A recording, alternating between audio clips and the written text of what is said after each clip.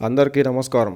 ఆంధ్రప్రదేశ్ ఎన్నికల్లో అత్యంత ఘోర ఓటమి తర్వాత మాజీ ముఖ్యమంత్రి జగన్మోహన్ రెడ్డి గారు కోట్ల మందికి మంచి చేసిన ఆ ఓట్లన్నీ ఏమయ్యాయో, ఎందుకు ఓడిపోయామో తెలియదంటూ దుఃఖంతో మాట్లాడిన తీరు వైసీపీ శ్రేణులను కలిచివేసే ఉంటుంది.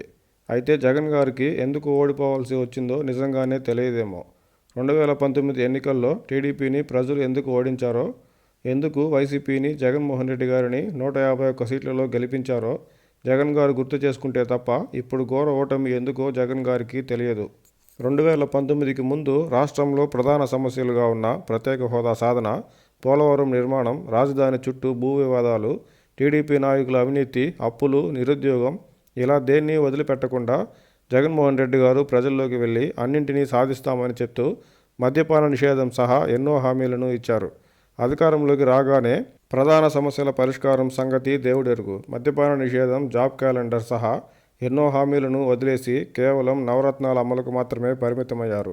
దానికి తోడు వైసీపీ నేతల దోపిడీ, దౌర్జన్యాలను ఎక్కడా వైసీపీ అధినేత కట్టడి చేసే ప్రయత్నమే చేయలేదనే భావన ప్రజల్లో కలిగేలా వైసీపీ తీరు సాగింది.